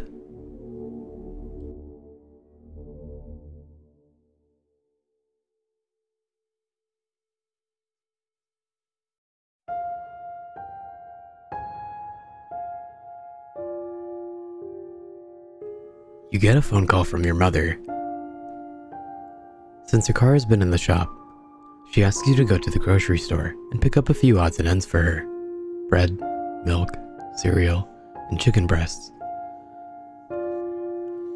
After writing down a small list, you reluctantly get in your car and pick up the items at the store. The lady cashier makes an odd remark to you. You know, we're in no danger of a milk shortage. Upon arriving at her house, you knock several times. No answer. You decide to try the door. It opens. You place your grocery bag on the counter. Strange. There seems to be 6 other grocery bags, each with identical contents. In a couple, the chicken and milk has gone bad. Mom? You call out, but no answer. You make your way through the kitchen and into the living room. Sitting on the couch, with her head cut off and neatly resting in her lap, is your mother. Naturally, you call the police, who come over to investigate. They mention that she had been dead for nearly a week. Furthermore, the police psychiatrist is at the scene and talks to you after you give your initial statement. Sitting on the front steps, you overhear the psychiatrist talking with the crime scene investigator. It's not uncommon for people suffering from schizophrenia to get locked into a series of repetitive behaviors, he says. You think to yourself, they can't be talking about me. Schizophrenia? No way. Repetitive behavior? Do they think I did this? Suddenly, your cell phone goes off. Hello? Hi, hun. It's me. Could you stop at the store and pick up some chicken and milk? Oh, and I need some bread and cereal too. No problem, Mom. I'll be right over.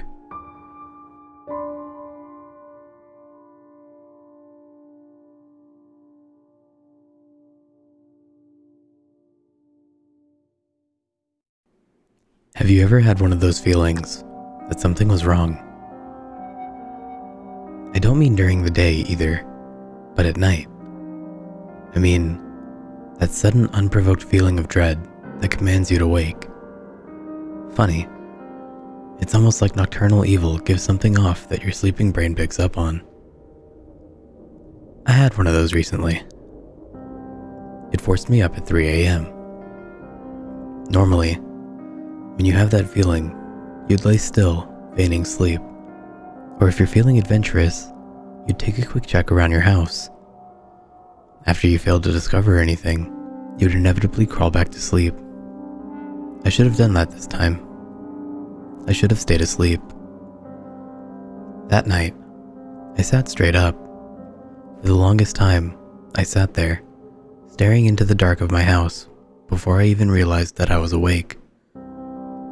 Then came the fear. The slow strangling feeling that constricts your chest and worms its way down your throat. I was alone in my home, wide-eyed and afraid with no explanation. I couldn't hear the telltale signs of a break-in downstairs, or the phantom sounds of a leaking pipe. I had no reason to be freaked out, but I was. Without much thought, I got up and walked over to the window. I don't know why I did. I peeled back just enough of the curtain to poke my head through, and I stared out into the moonlit backyard. I should have stayed asleep. Outside, prancing around my garden, was a clown. It had ruffles around its sleeve and collar, baggy pants, and floppy shoes. Its painted white face was even topped off with a big red rubber nose. It was without a doubt the last thing I wanted to see at 3 in the morning. It danced in complete silence, doing a step that only a madman or a child could understand. Its playful manner was haunting. I watched with dread fascination as it circled the garden, trying my best to ignore the growing lump in my throat. It moved around, pausing occasionally to play with the gardening tools or sniff the budding plants. Then it waltzed over to an oak sapling I planted and disappeared. I blinked. This wasn't possible. It walked behind the thin infant plant but didn't come out the other side. I should have seen it the entire time, but I didn't. It was like the clown had walked through a door hidden by the sapling. I should have stayed asleep.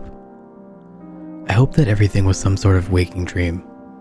Pretending nothing happened was easier than the truth. The clown came back though. Night after night, I watched as it danced around my backyard, and at the end of every night, it would vanish the same way. One night, it disappeared behind a garden hoe, only for it to appear seconds later from behind the lawnmower. Tonight, I found it digging a hole in the middle of the yard. I've never seen it do something like this before, and my immediate thought is that the clown is digging my grave. The hole got deeper and deeper as the clown dug until the top of the hole reached its head. Once finished, it stood at the edge of the hole, motionless, when out of nowhere, it jerked its head around. My heart pounded so hard that I could taste the copper in my mouth. I'm about to tear away from the curtain when I see it bend down and pluck a flower. The clown put the stem between its teeth and planted the shovel firm in the ground before stretching out pretend suspenders and admiring its work like a farmer. My heart was still racing at this point, but I was just glad that it didn't see me. As if the thing read my mind, it turned on its heel and stared right at me. I never thought I'd actually pray for a heart attack. It spit out the flower and ran towards me, its feet flopping to the sides. It stopped a few feet from my house, grinning at me with filthy orange teeth as it pointed to the hole and waved me over excitedly like a child showing off a finger painting. Frozen in place, the only thing I could do was furiously shake my head no. The clown's smile fell, and it scratched its head as if confused. Then it walked over to the hole and pointed at it again. I would have told it to fuck off if I could. It stood there for a moment, before animatedly acting out its aha moment. Then waltzed over to the planted shovel and disappeared behind it. I stared wide-eyed, hoping it would reappear in the yard like before. I silently prayed for this until the moment I heard my closet creak open. I should have stayed asleep.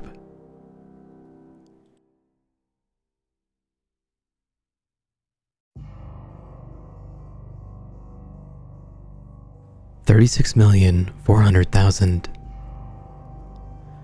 That is the expected number of intelligent civilizations in our galaxy, according to Drake's famous equation.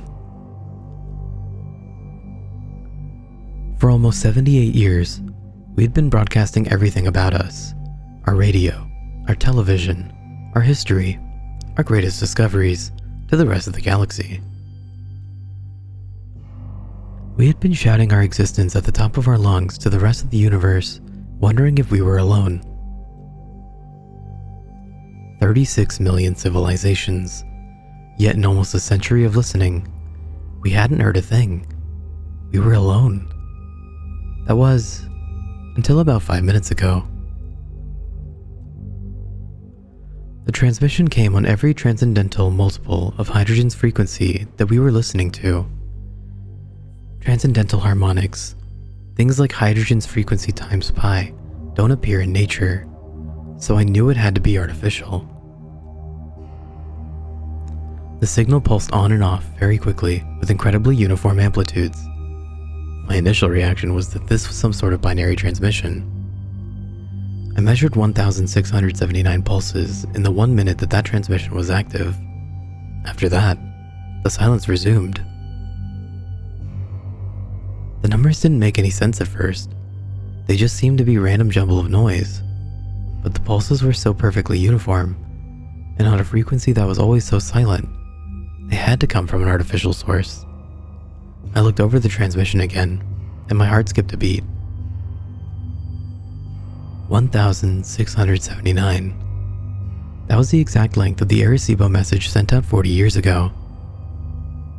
I excitedly started arranging the bits in the original 73 by 23 rectangle. I didn't get more than halfway through before my hopes were confirmed. This was the exact same message. The numbers in binary from 1 to 10. The atomic number of the elements that make up life. The formulas for our DNA nucleotides. Someone had been listening to us, and they wanted us to know they were there. Then it came to me. This original message was transmitted only 40 years ago. This means that life must be at most 20 light years away. A civilization within talking distance? This would revolutionize every field I'd ever worked in. Astrophysics, astrobiology, The signal was beeping again. This time, it is slow. Deliberate even. It lasts just under 5 minutes, with a new bit coming in once per second. But the computers are of course recording it. I start writing them down. 0, 1, 0, 1, 0, 1, 0, 0. I knew immediately this wasn't the same message as before. My mind races through the possibilities of what this could be. The transmission ends, having transmitted 248 bits. Surely this is too small for a meaningful message. What great message to another civilization can you possibly send with only 248 bits of information? On a computer, the only files that small would be limited to text. Was it possible? Were they really sending a message to us in our own language? Come to think of it, it's not that out of the question. We had been transmitting pretty much every language on Earth for the last 70 years. I began to decipher with the first encoding scheme I could think of, ASCII. 0, 1, 0, 1, 0, 1, 0, 0. That's B. 0, 1, 1, 0, 0, 1, 0, 1, E.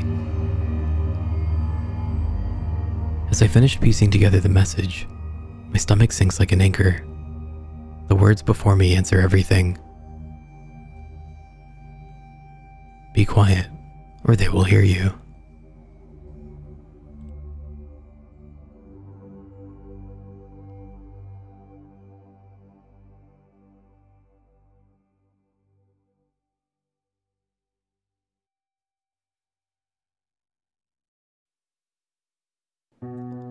I've always loved the dark.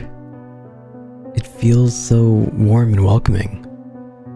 Like a mask, hiding all the stress and emotion that the daylight shows so explicitly and replacing them with the sensuous feeling. The dark reveals your true nature and abolishes the facade you play during the daytime. Yes, the dark is good. You can be yourself in the dark and not feel judged or threatened all the while by being yourself. That's why I love the night so much. You can just relax in the blackness, surrounded by nothing but shadow. Allowing the dark to overcome your senses and numb them down until you feel nothing at all but complete weightlessness. Then, when sleep finally takes control, you're thrusted into an even deeper darkness. Infinite darkness. Just black empty space. An endless void your mind creates to help you drift off into unconsciousness. But why? Why is it always black? Have you ever thought about that? Whenever we close our eyes, we're met with black. But why? You don't notice it, do you? You don't think about it. It's just there. Like breathing, blinking. After a while, your subconsciousness just accepts that when we close our eyes, we see darkness. empty darkness.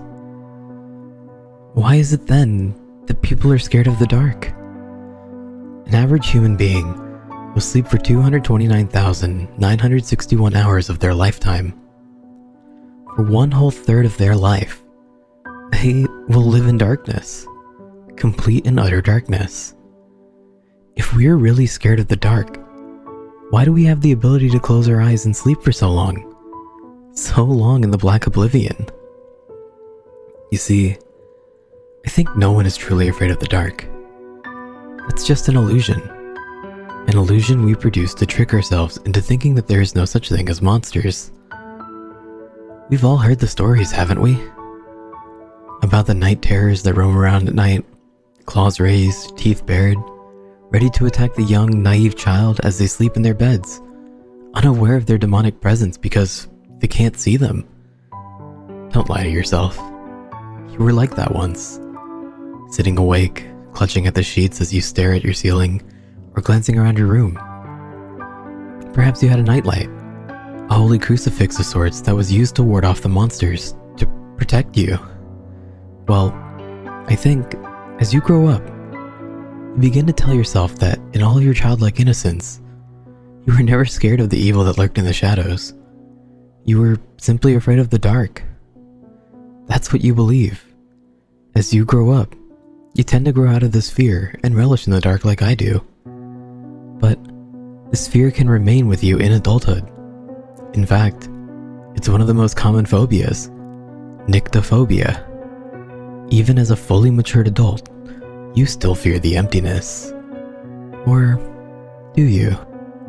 You see, the statistics prove that when we spend a long time sleeping, a long time in the dark, we never seem to mind, even if we were terribly scared of the darkness. But why? I think your subconsciousness is telling you that they're still there. A small part of you holds strong on your childhood memories of being alone in the dark with the night terrors. But this time, you have no light to guard you. Obviously, adults don't tend to own these little lights anymore, do they? They say that they don't need them anymore. They call it a silly childhood fear of the dark. They say there is no such thing as night terrors. But what do they know? If they lived long enough to mature into adulthood, they've probably never seen one. My opinion is that we all have Nyctophilia, a general love for the dark that helps us sleep. Even those that claim that they have a fear for the night, they love the dark. I love the dark. You were never really scared of the dark. It really was an illusion of our minds created to reassure ourselves that we are safe at night. To reassure us that there are no such things as night terrors. I love the dark. I always have.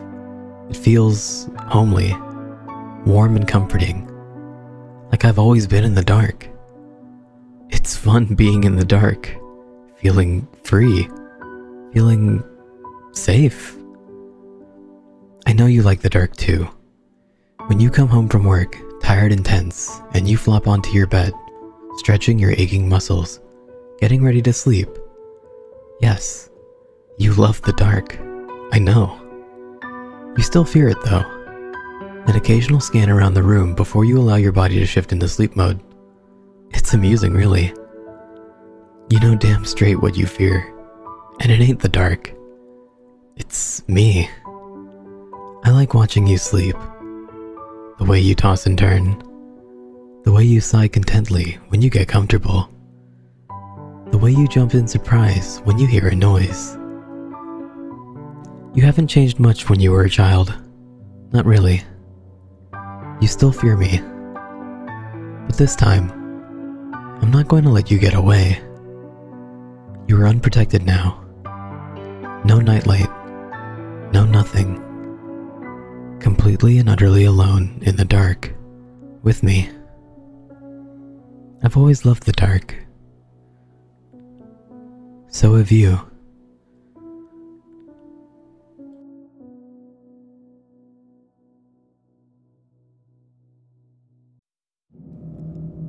Do you have someone you hate? Someone you would like to do anything to hurt?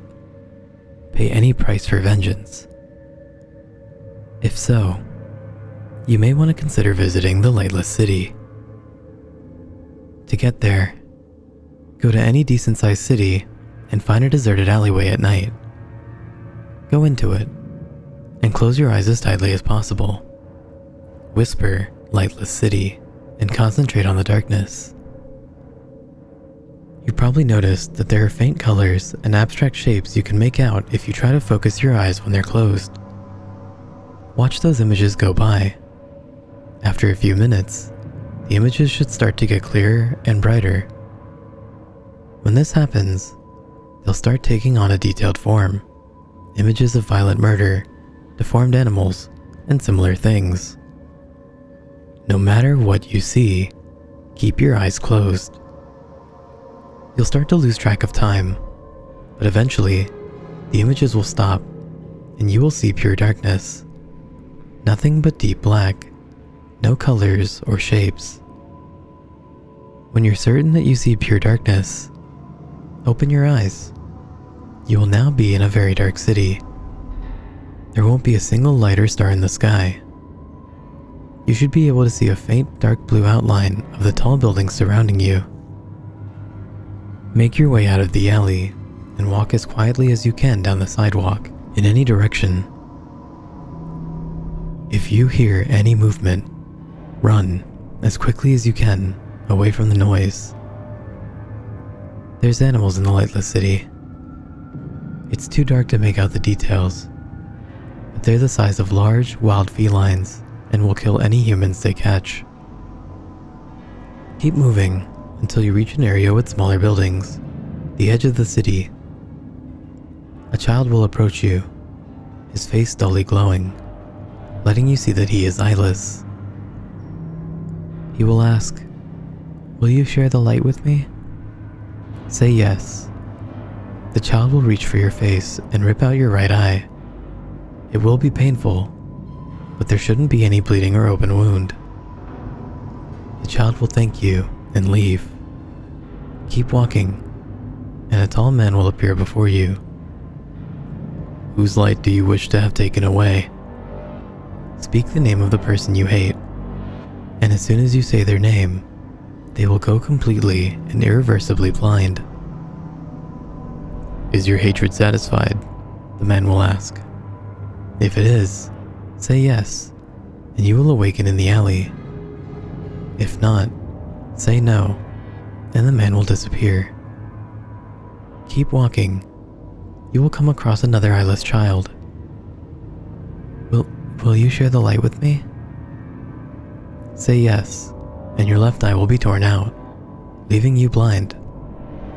Keep walking, and the tall man will appear again. Although, you of course will have to rely on his voice. Whose life do you wish for the darkness to claim? Say the name of the one you hate, and they will die. You will not be asked if your hatred is satisfied this time, and you will not be able to return to the alley. I told you to make sure you really hated someone before doing this. You will spend the rest of your life wandering around Lightless City, blind, with only your hatred to keep you warm. For some people, that's enough.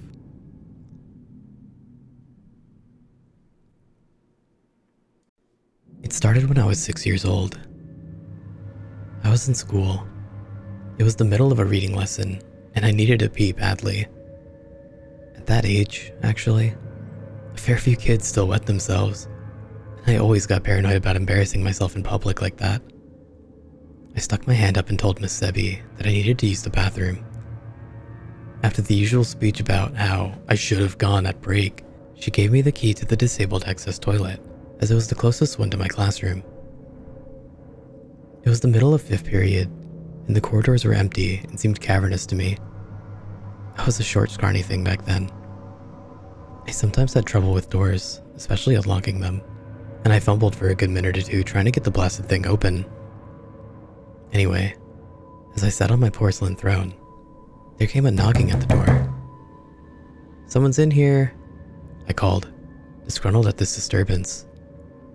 There came a pause. Then the knocking resumed. It was faster now, more determined.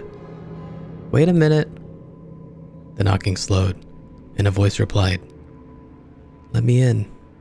I need to come inside." The speaker's tone was thin and reedy, an adult I didn't recognize. I may have been 6, but I also had a fairly good understanding of bathroom etiquette. Mainly that you didn't let more than one person into an area only slightly larger than a cupboard. "Go away!"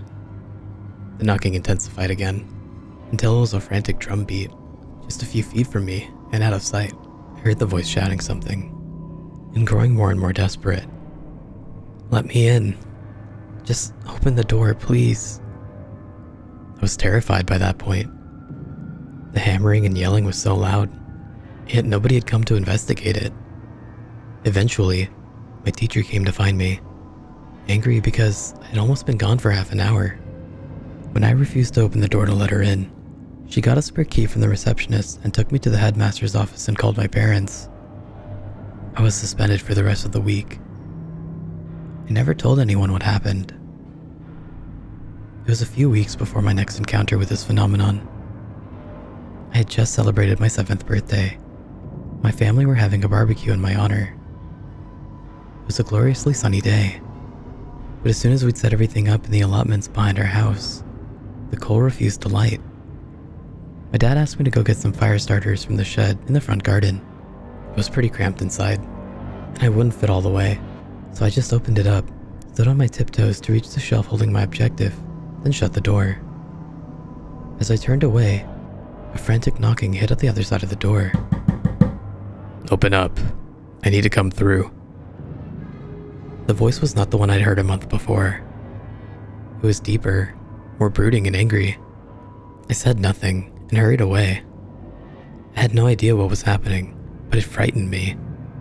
As I walked away, there came a final thump, like a fist slammed against wood, and I heard the voice again. "You little bastard. I'll rip your fucking teeth out. Let me through." I ran back to the party and spent the rest of the day glancing over my shoulder. As you might have guessed by now, there were a lot of these voices. I count at least 30 total, every month or so. I used to get them, pleading to be let through doors. Almost always, it would be immediately after I shut the door behind me, as though these strange entities had been following me. I never told anyone, but to be honest, I kinda just got used to it. It always made me jump, and some of the voices would make me feel uneasy, but I knew that I was safe so long as I did not open the door. Some of these voices I got used to the extent that I even named them. There was one which always used to appear at my front door at home. We have frosted glass, and I could see a silhouette of an average-sized man wearing a cap of some kind. He never spoke, but occasionally would push envelopes containing blank pieces of paper through the letterbox. I called him the postman. He was one of the more unsettling ones. If I tried to speak to him, he would look up sharply, then begin knocking. I generally left the postman alone. 20 years on, and I've retained as much normality as possible. I have plenty of friends, and I even had an on and off again relationship with a girl I met last year. Not bad for the guy who wakes up in the middle of the night and listens intently to noises you can't hear from the other side of the door. Yeah, my buddies think I'm strange and kooky, but they put up with it. They're all great. I'll miss them. You see, things have started to get strange. Well, stranger than usual, I suppose. 3 weeks ago, I awoke, sweating and crying, though I do not know why. My dream had been, from what I could recall, fairly normal when a huge shadow had abruptly fallen over everything. Literally, the second I opened my eyes, there came the knocking at my bedroom door. Not just the normal knocking. This was truly frantic. "Who goes there?" I yelled. "Please, help us," he replied. I was surprised. It was the sadistic, angry voice that I remember from my father's shed on my 7th birthday, but it seemed genuinely sincere. There was a pained tone to it too, as though the speaker were grievously wounded. I actually found myself pulling back the sheets to get up, but I hesitated. I had never before been tempted to open the door. I suppose, as a child, I had so rigorously drummed into my head the idea that whatever lay beyond was evil, that it was just common sense. To be quite honest, I came very close to letting that thing into my room that morning. I held out in the end. It got worse. Just 2 days later, I was in my local corner shop. I just paid for a bottle of milk and a newspaper when a great force slammed against the shop door. Simultaneously, a voice began screaming. A long, keening squeal of pain. I whirled to face the door, but there were so many flyers plastered over the glass, I could only just make out the shape of a woman on the other side, slapping her palms against the window. The shopkeeper stared at me as though I was crazy. In the end, I asked if he had a bathroom I could use, remembered some half-thought-out excuse, and hid there for 10 minutes, until the screaming stopped. There were 4 more incidents between then and now, a mixture of screams and tearful begging. The postman stopped by yesterday too. He knocked politely, before sliding his usual letter through the letterbox. Then another. Then another. A total of 10 plain brown envelopes. The postman waited for a few minutes, knocking occasionally, and then left me alone. Each letter contained a sheet of A4 paper, but somebody had taken a black pen to the pages, scribbling and shading them with such vigor that there were large tears around the center and the edges were frayed. I shoved them back into their envelopes and tried to put it from my mind. Earlier, my bedroom door shook violently. It wasn't a scream or a howl or a roar that I heard though. It was just crying. Dozens and dozens of voices, sobbing quietly. Another blow struck my door. Plaster flaked from the walls and twirled onto the carpet. Still, no pleas or bargaining, just sobbing. I jumped up from my chair. A hairline crack split the frame of the door in one corner. My phone began to ring, and I heard a sharp rapping at the glass of my window, behind the curtains. I tried answering the phone, but it was simply yet more voices crying. Not even sobbing though, more like bawling in terror and anguish. I hung up, but it kept ringing, so I took the battery out. I've shoved most of my furniture against the door and window. It has been 3 hours since this latest attempt at entry began. The battering had not abated, nor has the crying. I'm fairly sure that my door won't hold up much longer. As for my mediocre barricade, it could be swept aside in 2 minutes. I find myself faced with a very real possibility of death, so I'm writing this memoir of sorts just in case something does happen. What do they want? Do they even want to hurt me? They seemed fearless, even malicious before. What could have driven them to this? Maybe I should open the door. Maybe I should let them in.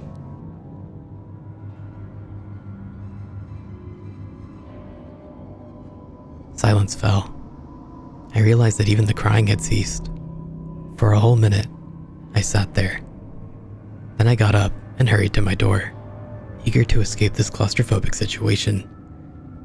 Perhaps I'd go outside, where I could be far away from any other doors and from the damned knocking.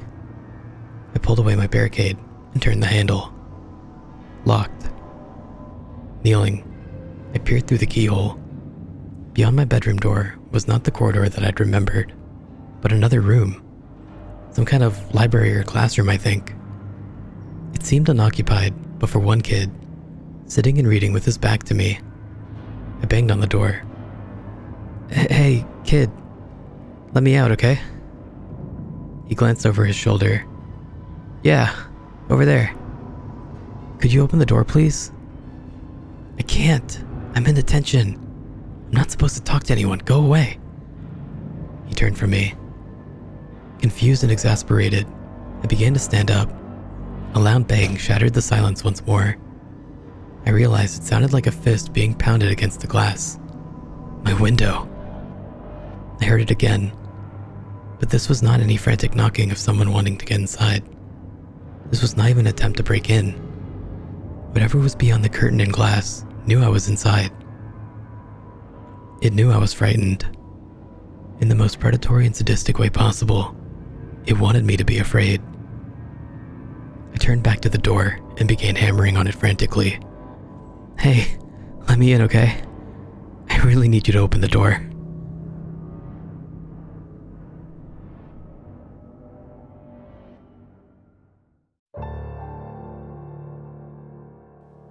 That thing has been there for almost a week. The figure in the window. It looks featureless, only skin on a human frame, and it's pressing itself against the glass somehow. I don't know how it got there, and I don't know how to get rid of it. At first, I thought it was a prank, a doll or mannequin that some jerks put out there to scare me.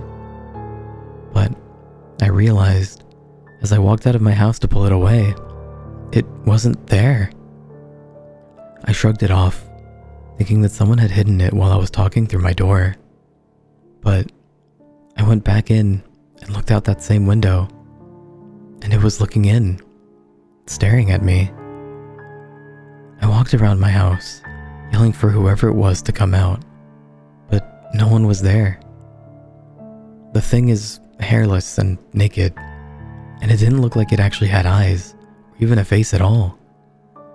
But its head is turned towards me when I enter the room.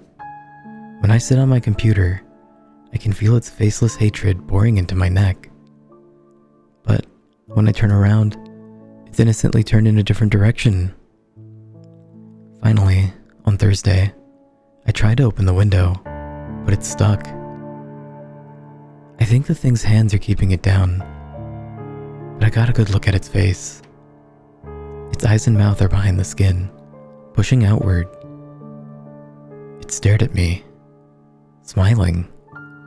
Of course, I screamed. I pulled back a fist and smashed it onto the glass, determined once and for all to get rid of the glaring monster. I know I'm strong enough. The glass should have cracked, but it didn't.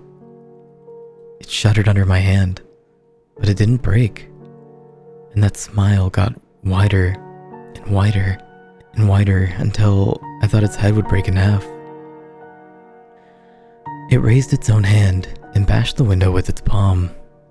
It was mocking me, but I saw the faintest crack begin to appear where it had hit, and I backed away. No way. No way did I want that smile in the same room as me. So I got a roll of duct tape, and I started covering the window.